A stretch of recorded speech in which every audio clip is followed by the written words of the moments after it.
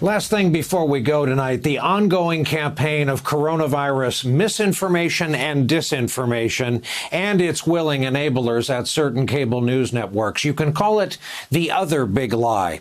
As you watch this next fella talk in a style reminiscent of any local car dealer ad, the kind where they tell you, even if you have to tow in your trade-in, we're making deals during this Toyotathon.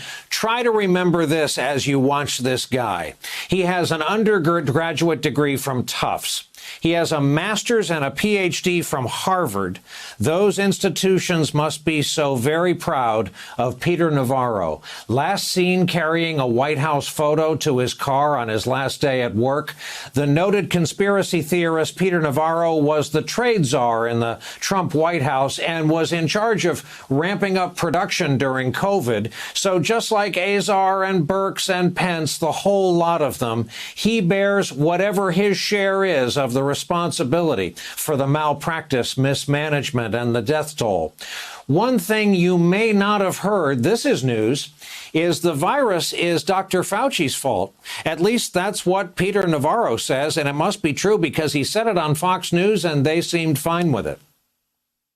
Fauci is a sociopath and a liar. He had nothing to do with the vaccine. The father of the vaccine is Donald J. Trump. What is Fauci the father of? Fauci's the father of the actual virus. Fauci's the guy. This virus, according to Bob Redfield at the Centers for Disease Control, came from the Wuhan lab.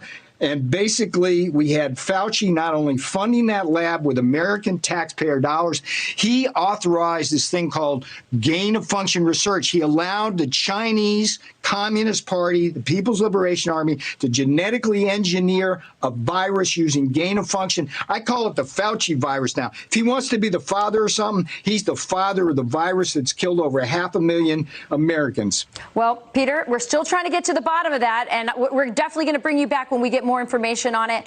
But you're right. There's a lot of questions out there. Peter, I can't thank you enough for joining me today.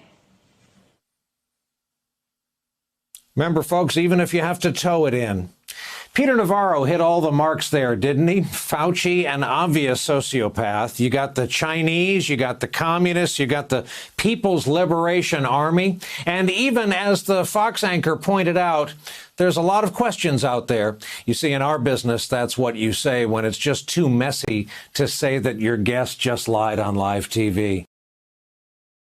Hey, thanks for watching our YouTube channel. You should know that you can follow today's top stories and breaking news and catch up on your favorite MSNBC shows all in one place.